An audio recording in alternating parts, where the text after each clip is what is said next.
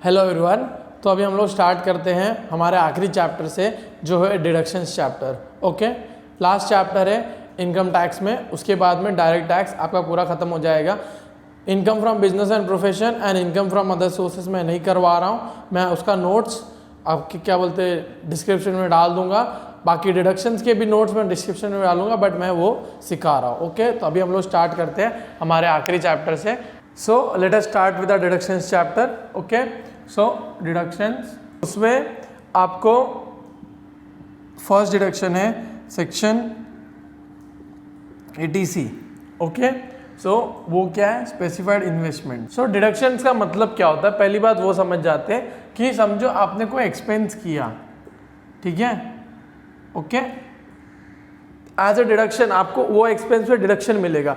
तो अभी डिडक्शन और एग्जेम्पशन में फर्क क्या है?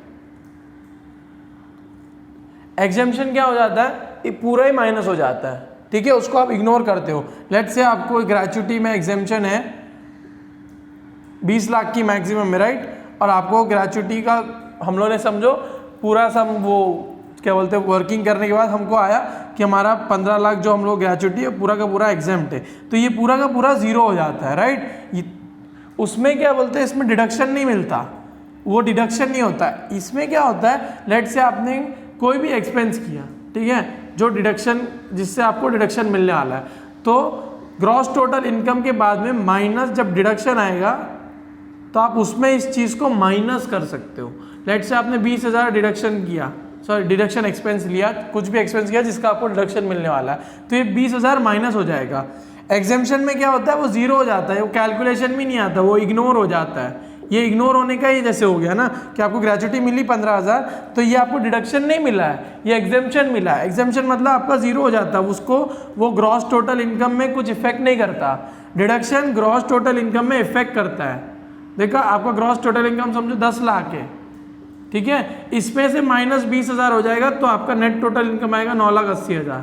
लेकिन अगर यही एग्जेम्पशन होता तो अगर आपका ग्रॉस टोटल इनकम 10 लाख है तो ये जीरो है, तो आपकी ग्रॉस टोटल इनकम में कुछ इफेक्ट ही नहीं आएगा। आपका नेट टोटल इनकम क्या आएगा? Zero, sorry net total income आएगा सेम टू सेम। तो समझ में, डिडक्शन और एक्सपेंस में मतलब क्या, एग्जेम्पशन में मतलब क्या, एग्जेम्पशन इग्नोर हो जाता है, एग्जाम का क्या बोलते हैं कोई इफेक्ट नहीं पड़ता, इम्पैक्ट नहीं पड़ता आपकी ग्रॉस टोटल इनकम में, जबकि डिडक्शन का आपको इम्पैक्ट पड़ता है, वो आप क्या बोलते हैं माइनस करते हो आपके ग्रॉस टोटल इनकम से, जबकि एग्जाम्पशन आप माइनस नहीं करते हो। समझ में आ गया? अभी हम लोग स्टार्ट करते हैं क्या क्या है ये डिडक्शंस में, इसमें 80C में। ओके, तो 80C, ओके, 80C में इतने ये सब चीज़ में अगर आप एक्सपेंस करोगे तो आपको इसमें डिडक्शन मिलेगा। अब इसको अगर आप पूरा शॉर्ट फॉर्म में समझने जाओ, लंपत राइस, ठीक है, लंपत राइस, ठीक है। तो अगर आपको शॉर्ट फॉर्म में समझना है तो ये शॉर्ट फॉर्म है लंपत राइस। अगर आपने इसमें भी कुछ भी एक्सपेंस किया तो आपको 80C में क्या मिलेगा? डिडक्शन मिलेगा। अभी हम लोग समझते हैं L में क्या आएगा, U में क्या आएगा, M पे क्या आएगा, P3, N3, T2, R, I और S, इस सब में क्या क्या डिडक्शन आएंगे वो अभी हम लोग समझते हैं। लेकिन शॉर्ट फॉर्म समझ में आ गया, लंपत राइस। ओके, ठीक है, अभी हम लोग स्टार्ट करते हैं। फर्स्ट है L, ठीक है, L का क्या आएगा? LIC ऑफ इंडिया, ठीक है। तो अगर आप LIC में इंश्योरेंस प्रीमियम पे करते हो, ठीक है, LIC का आप इंश्योरेंस प्रीमियम पे करते हो तो आपको डिडक्शन अंडर सेक्शन 80C मिलता है। ओके, ठीक है, ओके, तो अभी हम लोग समझते हैं LIC, ठीक है। LIC में अगर आप इंश्योरेंस प्रीमियम पे कर रहे हो, ठीक है, तो आपको क्या मिलेगा? डिडक्शन मिलेगा, डिडक्शन अंडर सेक्शन 80C। लेकिन अभी समझो आपका LIC मैच्योर हो गया, ठीक है, मैच्योर होने के बाद जो आपका अमाउंट रिसीव्ड होता है ना, वो आपको एग्जेम्प्ट हो जाएगा, कहाँ पर? Under section 1010D of income from other sources. तो इनकम फ्रॉम अदर सोर्सेज अगर मैं सिखाता तो मैं उसमें बताता कि इनकम फ्रॉम अदर सोर्सेज में जब LIC आपको क्या बोलते हैं मैच्योरिटी जो अमाउंट मिलेगा आपको वो क्या हो जाता है? एग्जेम्प्ट हो जाता है। ओके, ठीक है, समझ में आ गया? एग्जेम्पशन और डिडक्शन का तो मतलब आपको मैंने समझा दिया। तो जो अमाउंट रिसीव्ड होगा वो तो क्या हो जाएगा? एग्जेम्प्ट। कहाँ पर एग्जेम्प्ट होगा वो? Income from other sources. यहाँ पर हम लोग डिडक्शंस की बात कर रहे हैं, तो अगर आप इंश्योरेंस प्रीमियम पे करते हो LIC की, तो आपको क्या मिलेगा? डिडक्शन मिलेगा। अब कितना मिलेगा मैं आपको बताता हूँ। अमाउंट ऑफ प्रीमियम,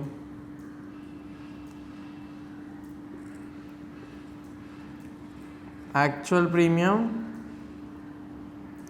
और 10 और 50, 10%/15% of sum assured whichever is lower. ठीक है, सम अश्योर्ड का मतलब क्या होता है? Policy amount. ओके, तो कितना डिडक्शन मिलेगा आपको? एक्चुअल प्रीमियम जितना आपने पे किया, लेट से आपने 20,000 पे किया, तो ये या तो 10 और 15% ऑफ सम अश्योर्ड। अगर समझो आपका पॉलिसी अमाउंट है 20 लाख, चलो 40 लाख समझते हैं, 40 लाख का 10% कितना होगा? 40,000। ठीक है, तो सॉरी 40 लाख का 10% होगा 4 लाख। ओके, तो इन दोनों में से जो भी क्या बोलते हैं आपका लोअर होगा वो आपको डिडक्शन मिल जाएगा। तो अगर इसमें क्या हो जाएगा? 20,000 एज अ डिडक्शन मिल जाएगा। अब 10% और 15% किसके लिए, वो अभी हम लोग देखते हैं। ठीक है, 10 किसके लिए है? 10% है नॉर्मल पर्सन के लिए और 15% है हैंडीकैप पर्सन के लिए। ठीक है, समझ में आ गया? तो amount of premium, insurance premium अगर आप LIC में पे करते हो आपको डिडक्शन मिलता है। कितना प्रीमियम डिडक्शन मिलेगा? एक्चुअल प्रीमियम जो आपने पे किया, 10 और 15% ऑफ सम अश्योर्ड। 10% किसके लिए? नॉर्मल पर्सन के लिए। 15% किसके लिए? हैंडीकैप पर्सन के लिए। ठीक है, समझ में आ गया? अब इसमें भी देखो, ये 15% का भी एक कंडीशन है। ठीक है, अगर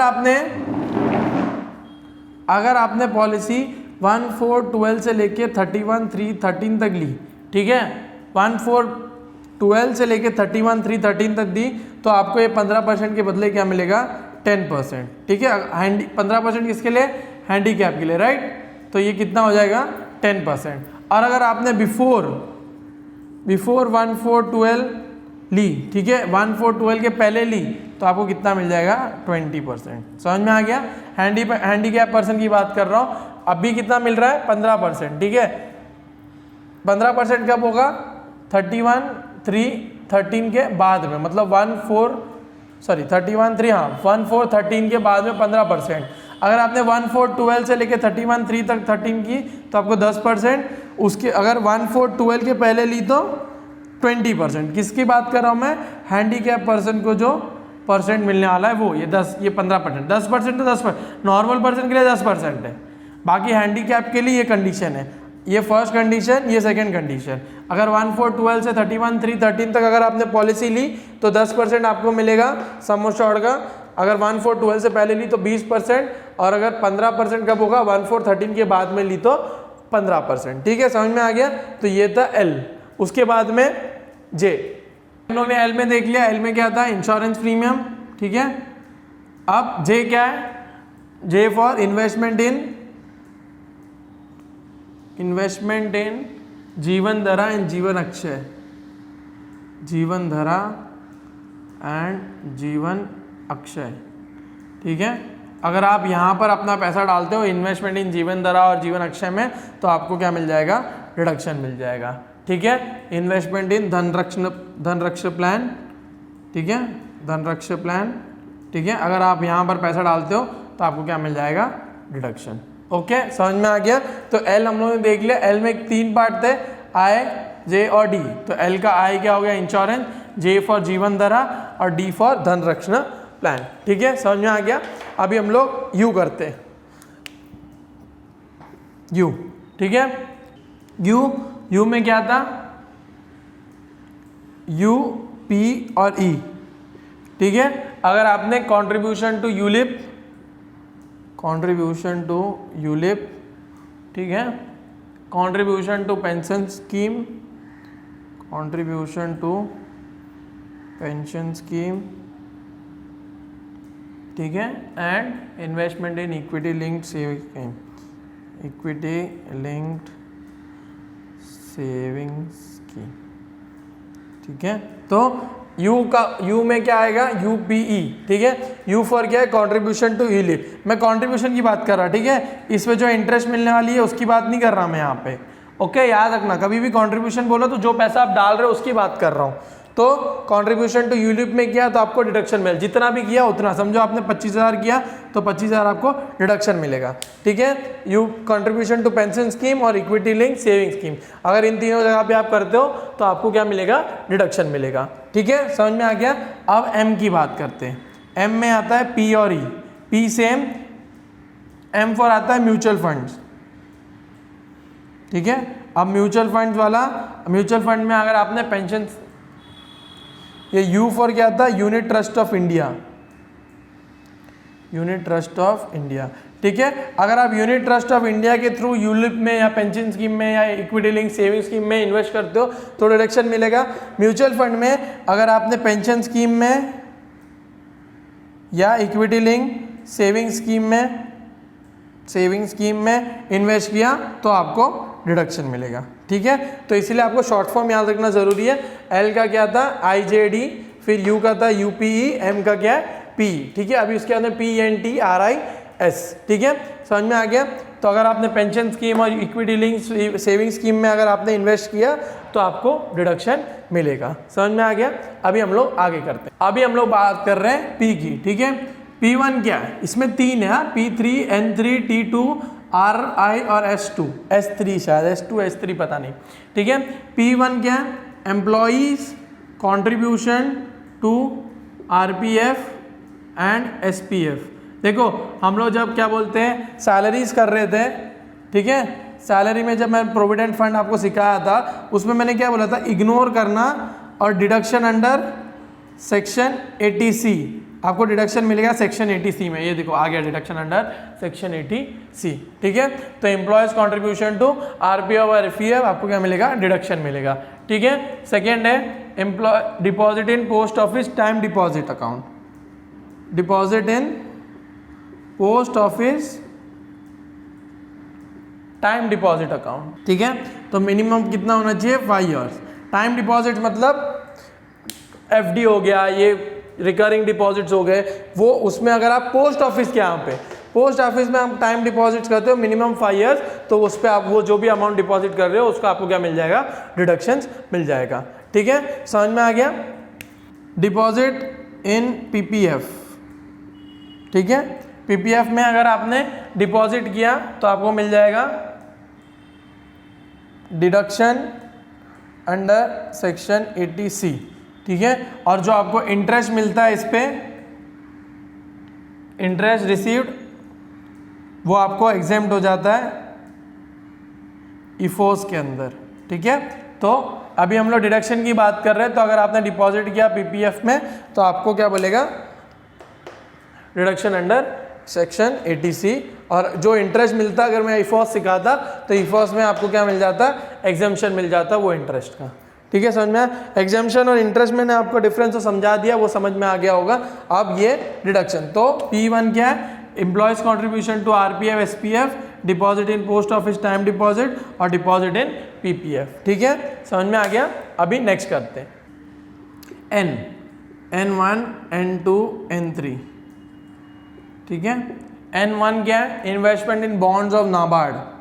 आप नाबार्ड के बॉन्ड्स में इन्वेस्ट करते हो तो जितना भी आप पैसा इन्वेस्ट कर रहे हो आपको क्या मिल जाएगा, डिडक्शन, ठीक है। इन्वेस्टमेंट इन होम लोन, और N2 क्या है, होम लोन अकाउंट स्कीम में आप इन्वेस्ट कर रहे हो ऑफ नेशनल हाउसिंग बैंक, ठीक है।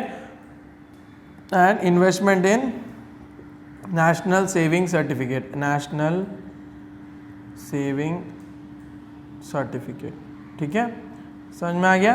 तो अगर आप बॉन्ड्स ऑफ नाबार्ड में इन्वेस्ट कर रहे हो या आप home loan account of national saving housing bank, national housing bank में जाके आप होम लोन अकाउंट खोल रहे हो, ठीक है, उसमें जो क्या बोलते हैं आप पैसा डाल रहे हो वो डिडक्शन, और इन्वेस्टमेंट इन नेशनल सेविंग सर्टिफिकेट, ये 3 जगह पे अगर आप इन्वेस्ट कर रहे हो तो आपको क्या मिल जाएगा, डिडक्शन मिल जाएगा, ठीक है, समझ में आ गया।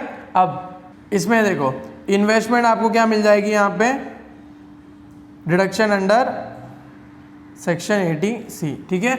इसमें जो आपको इंटरेस्ट मिलेगा वो टैक्सेबल है इफोस में, ठीक है, इनकम फ्रॉम अदर सोर्सेज, पर वो टैक्सेबल इफोस में होगी, आपको इसका डिडक्शन मिल जाएगा अंडर सेक्शन 80C। अभी हम लोग आगे पढ़ेंगे तो आपको मालूम पड़ जाएगा interest on national saving certificate, उसको आपको डिडक्शन मिल जाएगा 80C में। बट क्या है, पहले टैक्सेबल है वो, तो समझो अगर आपको आया interest on national saving certificate, ठीक है, तो आपको पहले लिखना है income from other sources, interest on national saving certificate 10,000, ठीक है। फिर आप ग्रॉस टोटल इनकम निकालोगे, पूरा निकाल दिया, फिर आप डिडक्शन में जाओगे, डिडक्शन करोगे interest on national saving certificate 10,000, ठीक है, तो आपको क्या आ जाएगा 10,000 इधर डिडक्ट कर लोगे, ठीक है। अगर इसी हिसाब से देखो तो आपको 0 आएगा, माइनस 10,000 नहीं आएगा। समझ में आ गया मेरा? पहले आप टैक्सेबल करोगे उसको, उसके बाद में आप उसको डिडक्शन करोगे। समझ में आ गया? टैक्सेबल फिर डिडक्शन, मतलब पहले टैक्सेबल होगा वो, क्रॉस टोटल इनकम में आएगा वो 10,000, उसके बाद में वो 10,000 आप निकालोगे। समझ में आ गया? तो अभी हम लोग N कर लिया, N1 क्या है बॉन्ड्स ऑफ नाबार्ड, N2 क्या है होम लोन अकाउंट, N3 क्या है नेशनल सेविंग सर्टिफिकेट में इन्वेस्टमेंट। अभी इंटरेस्ट की बात नहीं हुई, इंटरेस्ट कब आएगा मैं बताता हूँ आपको, ठीक है। अभी आगे T1 T2 term deposit with bank minimum 5 years, ठीक है, and tuition fees of max 2 children, tuition fees of max 2 children,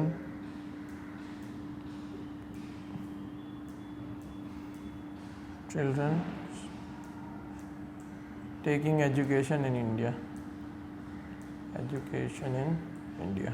ठीक है।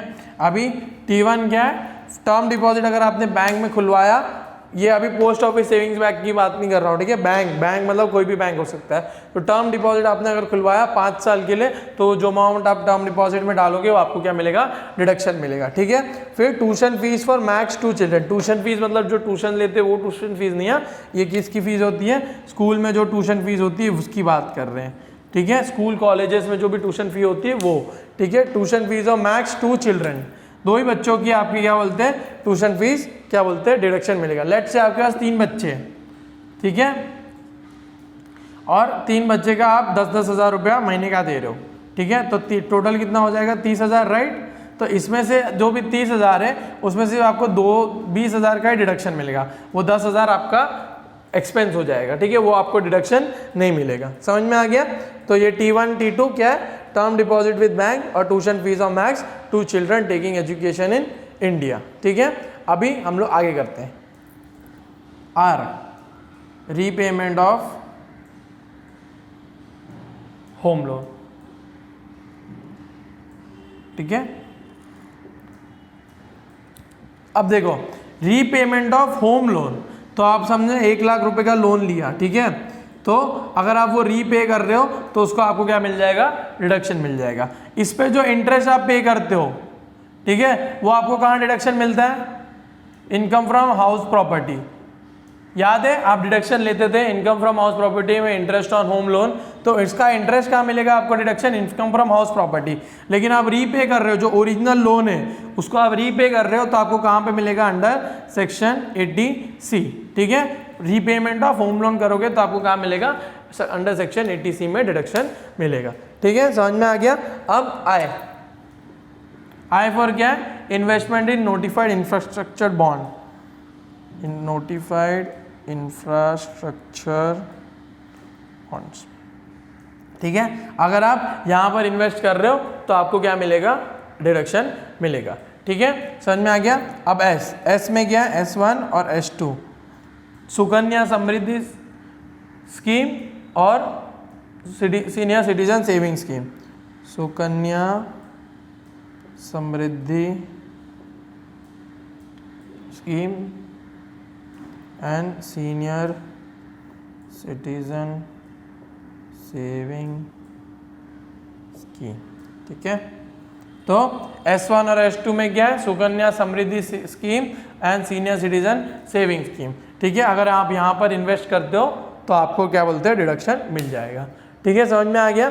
अब इतना याद रखना, ठीक है, ये आप समझ रहे हो कि भाई मैं सब में इन्वेस्ट करूंगा और मेरे को सब में डिडक्शन मिल जाएगा, नहीं भाई, गवर्नमेंट इतना पागल नहीं है। ठीक है, तो आपको इतना याद रखना है कि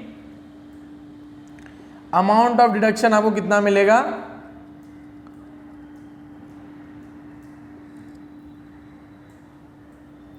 1,50,000 मैक्स ऑफ ये पूरा सेक्शन अंडर सेक्शन 80C। ठीक है, तो समझो आपने इन सब में पूरा मिला के 10 लाख रुपए डाला, ठीक है, तो भी आपको डिडक्शन कितना मिलेगा, 1,50,000। ठीक है, समझ में आ गया। तो अभी इतना याद रखना कि आप क्या बोलते हैं, आप ये डिडक्शन अगर आपने बोला कि मैं 10 लाख डालूंगा 10 लाख का डिडक्शन मिल जाएगा, नहीं भाई, कितना मिलेगा, सिर्फ और सिर्फ मैक्स 1.5 लाख, 1.5 लाख रुपए का आपको क्या मिल जाएगा, डिडक्शन मिल जाएगा। ठीक है, समझ में आ गया।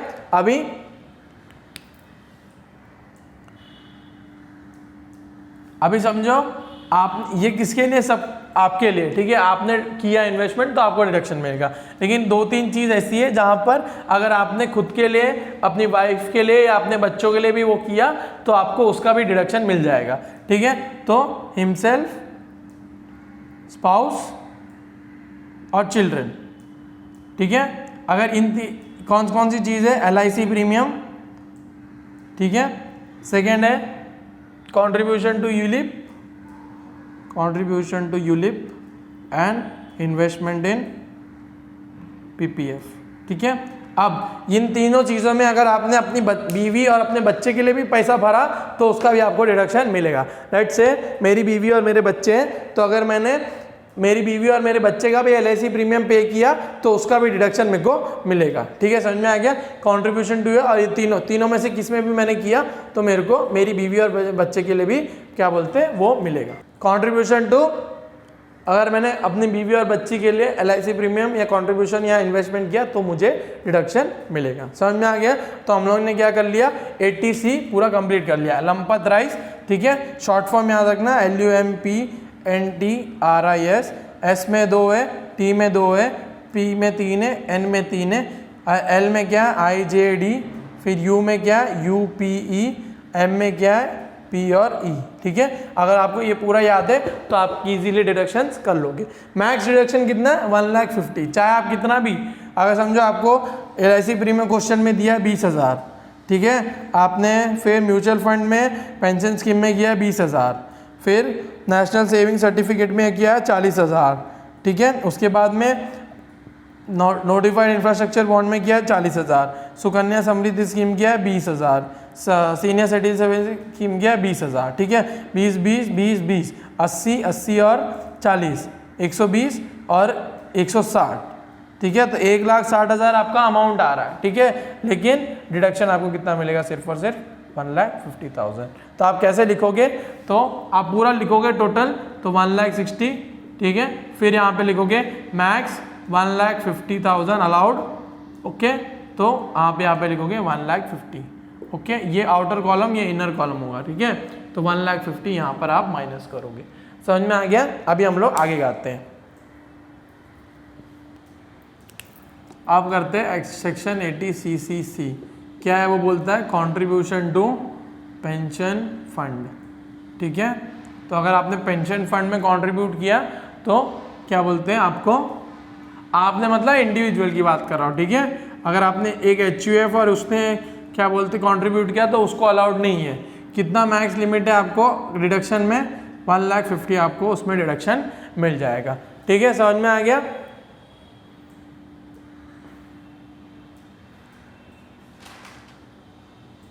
ओके, अभी उसके बाद में ओके, अभी देखो मैक्स कितना मिलेगा, 1,50,000। अभी देखो 80CCE, ठीक है, ओके, ये सेक्शन क्या बोलता है, 80C plus 80CCC plus 80CCD। ठीक है, अपने को CCD नहीं है एग्जाम में, इसलिए मैंने आपको नहीं सिखाया। इन तीनों को मिला के आपको मैक्स 1,50,000 ही मिलेगा। ठीक है, समझ में आ गया? तो दिमाग लगाया, गवर्नमेंट ने क्या बोला कि 80C में तुमको मैं कितना दूंगा 1,50,000, फिर 80cc में आपको 1,50,000 दूंगा। फिर गवर्नमेंट ने क्या बोला कि मैं 80cc निकाल रहा हूँ, उसका क्या मतलब है कि आप इन तीनों में जितना भी पैसा डालो आपको मैक्स कितना मिलेगा, सिर्फ 1,50,000 मिलेगा।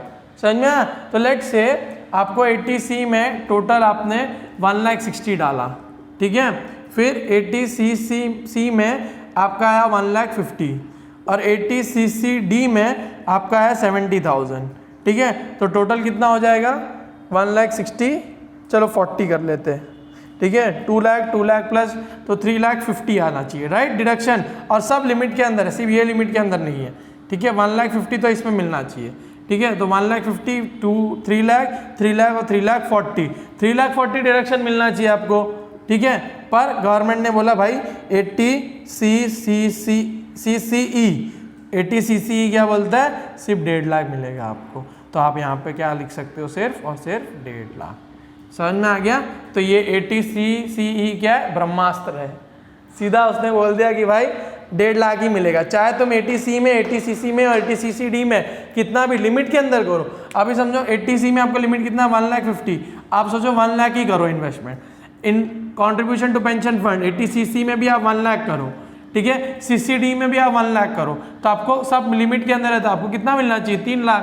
नहीं भाई, फिर ब्रह्मास्त्र आके बोलता है नहीं बेटा, तू सिर्फ और सिर्फ 1.5 लाख का ही डिडक्शन ले सकता है, ठीक है। समझ में आ गया? तो 80cc ही सबसे इंपॉर्टेंट है।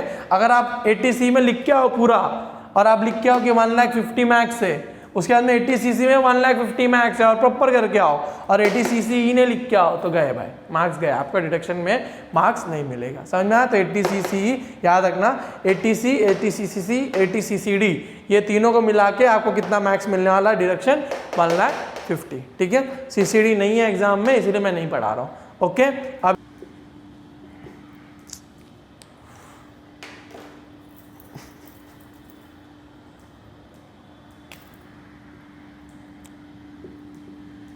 अमाउंट 80D करते हैं अभी, amount spend towards health premium, ठीक है, बहुत इंपॉर्टेंट है, याद से, ठीक है, धीरे से करेंगे हम लोग, ठीक है। अब इंश्योरेंस प्रीमियम है, इंश्योरेंस मतलब हेल्थ प्रीमियम, ओके, इंश्योरेंस का health premium, insurance premium, okay, किसने पे किया है, पेड बाय SSC हिमसेल्फ, ठीक है, paid by SSC himself, for हुम, किस किस के लिए पे कर सकता है वो, फॉर हुम, खुद के लिए पे कर सकता है, himself, spouse and dependent parents, dependent children and dependent parents, ठीक है। समझ में आ गया? तो किसके लिए पे कर रहा है वो, himself, spouse, dependent children, dependent parents, ठीक है।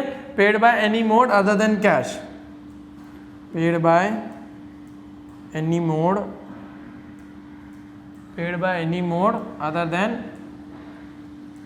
कैश, ठीक है, ठीक है। अभी देखो इंश्योरेंस प्रीमियम कौन पे कर रहा है, SSC, किसके लिए पे कर रहा है, हिमसेल्फ, खुद के लिए, spouse, dependent children, dependent parent, paid by any mode other than cash, तभी डिडक्शन मिलेगा। अदर देन कैश से पे कर रहा है वो इंश्योरेंस प्रीमियम, तो उसको डिडक्शन नहीं मिलेगा, ठीक है। समझ में आ गया? अभी देखते कितना उसको डिडक्शन मिलेगा, ओके। तो अभी हम लोग देखेंगे अमाउंट और डिडक्शन, डिडक्शन कितना मिलने वाला है, कौन कौन था, हिमसेल्फ, स्पाउस, पेरेंट्स, और अभी HUF मेंबर को भी क्या बोलते हैं, मेडिकल प्रीमियम पे उसको डिडक्शन मिलेगा। अब क्या क्या मिलेगा, अगर उसे मेडिकल इंश्योरेंस पे किया है हिमसेल्फ, मतलब SSC ने मेडिकल इंश्योरेंस पे किया खुद के लिए, अपने पेरेंट्स के लिए, HUF मेंबर के लिए, तो उसको वो इंक्लूड होगा। Contribution to central government health scheme, वो अमाउंट इंक्लूड होगा, लेकिन पेरेंट के लिए अगर कंट्रीब्यूट किया तो वो इंक्लूड मत करना, और यहाँ पे वो इंक्लूड HUF मेंबर में भी वो इंक्लूड नहीं होगा। प्रिवेंटिव हेल्थ चेकअप इंक्लूड करो और मत इंक्लूड करो, ठीक है। अब इन तीनों को ऐड करो, A+B+C ऐड करो, अगर इनका टोटल ऐड करके समझो आपको 20,000 आया, ठीक है, और मैक्स आपके पास 25,000 है, तो पूरा 20,000 विच एवर इज लोअर, ठीक है, तो 20,000 आपको क्या मिल जाएगा, डिडक्शन मिल जाएगा, ठीक है। समझ में आ गया? पेरेंट्स में भी सेम, अगर पेरेंट्स ने मेडिकल इंश्योरेंस प्रीमियम पे किया ठीक है, और प्रिवेंटिव हेल्थ चेकअप किया तो A+C max 25,000 which ever is lower, तो आपको उतना अमाउंट का डिडक्शन मिल जाएगा। ठीक है, तो ये, और फिर HUF मेंबर की बात करें तो HUF मेंबर को सिर्फ मेडिकल इंश्योरेंस प्रीमियम में ही क्या बोलते हैं वो अमाउंट इंक्लूड कर सकता है डिडक्शन के लिए, तो A और max 25,000 which ever is lower. समझ में आ गया? तो अगर हिमसेल्फ स्पाउस मतलब खुद ने या अपने बीवी के लिए उसने ये सब किया तो अमाउंट इंक्लूड करो। फिर पेरेंट्स ने किया ऐसा तो अभी ये याद रखना, एसएससी पेरेंट्स का पे नहीं कर रहा, ठीक है, पेरेंट्स का ही पे कर रहे हैं। ठीक है, तो पेरेंट्स ने अगर A+C मतलब मेडिकल इंश्योरेंस प्रीमियम पे किया और प्रिवेंटिव हेल्थ चेकअप किया तो वो दोनों इंक्लूड करो, मैक्स 25,000 विच एवर जो लोअर आया वो डिडक्शन मिलेगा, और HUF मेंबर में भी सेम। ठीक है, अब देखो यहाँ पे 50,000 किसके लिए, ठीक है, वहाँ पर भी 50,000 है। ठीक है, अगर 50,000 उसके लिए कि अगर वो रेसिडेंट है और वो सीनियर सिटीजन है। ठीक है, अब इन दोनों में से अगर कोई रेसिडेंट है और सीनियर सिटीजन, सीनियर मतलब +60, ठीक है, अगर इन दोनों में से कोई +60 है तो उसका मैक्स कितना आ जाएगा 50,000। ठीक है, पेरेंट्स में कोई भी सीनियर सिटीजन है तो वो क्या हो जाएगा 50,000, ये मैक्सिमम लिमिट 50,000 हो जाएगी, और HUF मेंबर में भी मैक्सिमम लिमिट 50,000 हो जाएगी। ठीक है, समझ में आ गया? तो अगर क्वेश्चन में आपको मेडिकल इंश्योरेंस प्रीमियम पे किया है बाय राज की एज है 25, ठीक है, सॉरी राज की एज है 35, ठीक है, तो उसकी मैक्स लिमिट कितना है 25,000। ठीक है, समझ में आ गया? लेकिन राज ने अपने पापा के लिए पे किया है जिसकी एज है 60, ठीक है, तो मैक्सिमम लिमिट कितनी हो जाएगी 50,000। ठीक है, सॉरी मैक्सिमम लिमिट हो जाएगी 50,000। समझ में आ गया? तो क्या बोलते हैं, एसएससी ने अपने लिए, अपने बच्चों स्पाउस के लिए, अपने पेरेंट के लिए, या HUF मेंबर अलग हो गया, तो अपने लिए अपने पेरेंट के लिए अगर उसने पे किया तो उसका वो हो जाएगा क्या बोलते हैं मैक्सिमम लिमिट देखना पड़ेगा। अगर सीनियर सिटीजन है तो 50,000, सीनियर सिटीजन नहीं है इन दोनों में से कोई भी तो 25,000 मैक्सिमम लिमिट। समझ में आ गया? तो ये क्या था 80D। ठीक है, समझ में आ गया? अभी हम लोग बात करेंगे नेक्स्ट सेक्शन की, सेक्शन 80E। ठीक है, अभी देखो सेक्शन 80E में क्या है, इंटरेस्ट ऑन एजुकेशन लोन। अगर आपने ये लोन, ठीक है, लोन टेकन फॉर व्हाट, ठीक है, फॉर हायर एजुकेशन,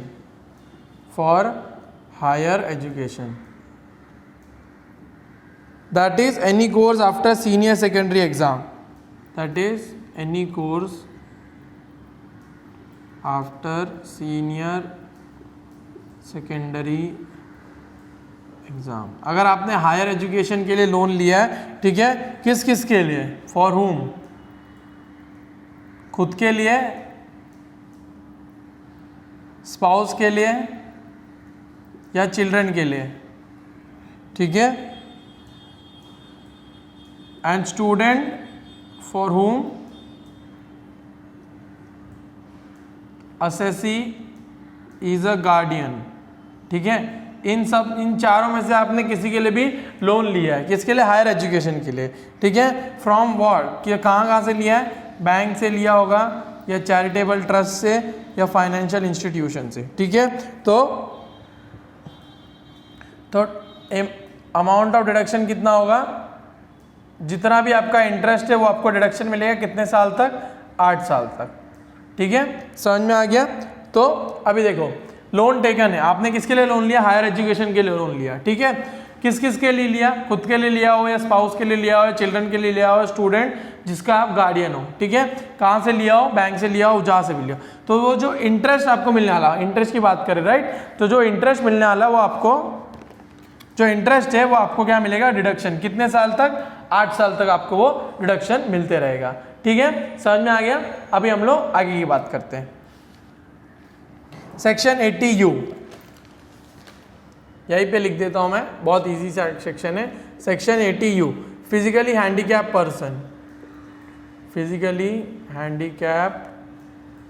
पर्सन। ठीक है, तो परसेंटेज ऑफ डिसेबिलिटी, अगर उसकी डिसेबिलिटी लेस देन 40% है, ठीक है, तो अमाउंट ऑफ डिडक्शन आपको मिल जाएगा नील। ठीक है, अगर 40 से लेके ग्रेटर देन 40 टू 80% है तो 75,000 मिल जाएगा फ्लैट। अब मैं बताता हूँ फ्लैट का मतलब क्या है। और ग्रेटर देन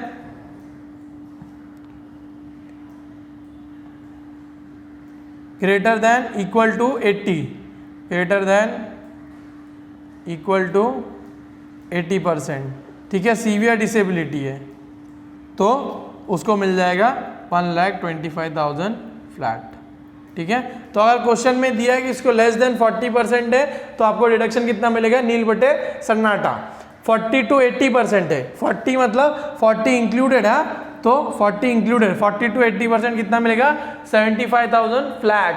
और ग्रेटर देन और इक्वल टू 80 है तो 1,25,000 फ्लैट। अब समझो फ्लैट का मतलब क्या हुआ। लेट से आपने 80U में किसी फिजिकल हैंडीकैप पर्सन को आपने 70,000 रुपीज़ खर्च किया, उसके मेडिकल एक्सपेंस जो भी है, ठीक है, उसके लिए खर्च किया, तो आपको डिडक्शन कितना मिलना चाहिए, 70,000, right.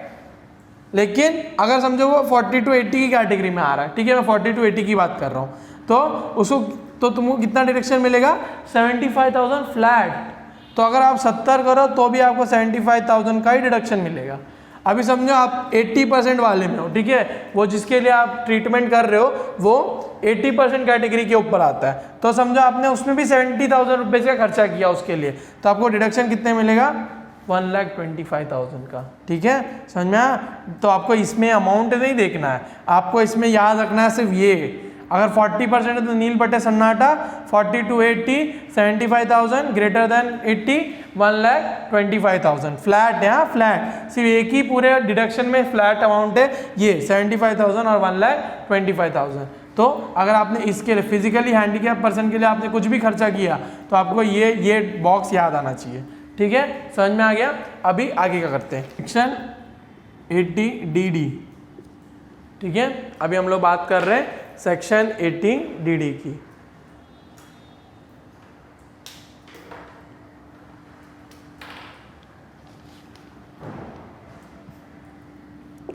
Treatment and maintenance of handicapped dependent relative, handicapped dependent relative. ठीक है, तो अगर आप ट्रीटमेंट या मेंटेनेंस कर रहे हो हैंडीकैप डिपेंडेंट रिलेटिव का, ठीक है, तो सेक्शन 80DD, अगर आपने treatment and maintenance of handicap dependent relative किसी का भी आपने क्या बोलते हैं, आप ट्रीटमेंट या मेंटेनेंस में दे रहे हो, समझो उसका LIC प्रीमियम आप पे कर रहे हो या उसके मेडिकल एक्सपेंसेस आप पे कर रहे हो, ठीक है, हैंडीकैप डिपेंडेंट रिलेटिव। ठीक है, तो जितना भी आप अमाउंट क्या बोलते हैं उसमें क्या बोलते हैं आप पे करने वाला एक्सपेंसेस होने वाले, वो आपको क्या मिल जाएगा, एज अ रिडक्शन मिल जाएगा। ठीक है, समझ में आ गया। तो अभी आगे क्या करते हैं, तो अभी देखो रिलेटिव में कौन कौन आएगा। रिलेटिव में आएगा आपका स्पाउस, आपकी बीवी या husband, children, parents, brothers and sisters. ठीक है, समझ में आ गया। तो अगर आप इनके लिए आप क्या बोलते हैं मेंटेनेंस से कुछ भी आप पे उसके उनके क्या बोलते हैं ट्रीटमेंट के लिए या कुछ भी खर्चा कर रहे हो तो आपको पूरा अमाउंट क्या मिल जाएगा, as a deduction under section 80DD। ठीक है, समझ में आ गया। अभी आगे करते हैं। तो सेविंग डिपॉजिट अकाउंट्स में जूनियर्स के लिए, जूनियर्स मतलब कौन, 60 साल के नीचे वालों के लिए। ठीक है, ये पूरा सेक्शन 80 है। ठीक है, तो अभी इसमें क्या बोलते हैं, अगर आपने सेविंग डिपॉजिट अकाउंट में आपने पैसा डाला है, ठीक है, तो उसमें जो आपको इंटरेस्ट मिल रहा है, ओके, वो इंटरेस्ट आपको as a deduction section 80 TTA में मिलेगा। ठीक है, लेकिन कितना अमाउंट, मैक्सिमम अमाउंट कितना है आपके पास, मैक्सिमम अमाउंट कितना मिलेगा आपको, 10,000। 10,000 के ऊपर हुआ तो डिडक्शन नहीं मिलेगा। तो लेट से आप interest and max 10,000 whichever is lower. ठीक है, समझ में आ गया। तो interest on saving deposit account for juniors, junior मतलब 60 साल के नीचे। तो अगर आप सेविंग डिपॉजिट अकाउंट में पैसा डालते हो उसमें जो भी आपको इंटरेस्ट मिलेगा वो आपको डिडक्शन मिलेगा, लेकिन मैक्सिमम अमाउंट कितना है 10,000। तो अगर आप फॉर्मूला लिखना चाहो तो interest on saving deposit account और max with 10,000 whichever is lower, तो जो भी लोअर होगा वो आपको मिल जाएगा डिडक्शन। ठीक है, समझ में आ गया। अब टीटीबी सेक्शन 80 टीटीबी, टीटीबी किसके लिए?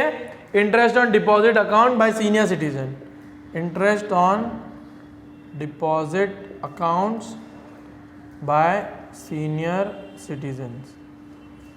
ठीक है, समझ में आ गया। तो अभी देखो सीनियर सिटीजन की बात कर रहे हैं। सीनियर सिटीजन ने क्या बोलते हैं, डिपॉजिट अकाउंट, डिपॉजिट मतलब फिक्स डिपॉजिट, राइट। तो उसका अगर आपको इंटरेस्ट मिल रहा है, ठीक है, सीनियर सिटीजन मतलब क्या, 60 साल की बात कर रहा हूँ, ठीक है, 60 साल के ऊपर वाली की बात कर रहा हूँ। तो उनको अगर इंटरेस्ट मिल रहा है तो वो इंटरेस्ट उनको क्या मिल जाएगा, एज अ डिडक्शन मिल जाएगा। ठीक है, और इसमें मैक्सिमम अमाउंट कितना है, 50,000। तो आप लिख सकते हो कि actual amount of interest on deposit और max 50,000 whichever is lower. ठीक है, समझ में आ गया। तो टीटीबी किसके लिए, सीनियर सिटीजन के लिए, टीटीए किसके लिए, जूनियर्स के लिए। उसका क्या है, सेविंग है। ठीक है, यहाँ पे क्या है, डिपॉजिट है। तो डिपॉजिट में क्या है, actual amount of interest max 50,000 whichever is lower. TTA क्या है, actual amount of interest on saving deposit max 10,000 whichever is lower. ठीक है, समझ में आ गया। तो इस तरीके से ओके, तो इस तरीके से हमारा डिडक्शन चैप्टर भी खत्म होता है। डिडक्शन चैप्टर में बहुत छोटे छोटे डिडक्शन मतलब सेक्शंस ही, उतना ही आपको डिडक्शन आने वाला है। क्वेश्चन में टेक्स्ट बुक में क्वेश्चन आंसर्स है, प्लीज़ उसको सॉल्व करो तो आपको समझ में आ जाए कैसे करना है कैसे नहीं करना है। ठीक है, तो इस तरीके से हमारा क्या बोलते हैं, डायरेक्ट टैक्स खत्म होता है। Business and profession and income from other sources मैं नहीं करवा रहा हूँ, लेकिन उसके नोट्स मैं ज़रूर यहाँ पे डिस्क्रिप्शन में डाल दूंगा, तो आप उससे डाउनलोड करके आप देख लेना। कुछ अगर आपको कॉन्सेप्ट नहीं समझ में आए तो मैं स्पेसिफिक कॉन्सेप्ट आपको समझाने के लिए मैं आप टेलीग्राम का लिंक दिया हुआ है, तो वो ग्रुप ज्वाइन हो जाओ।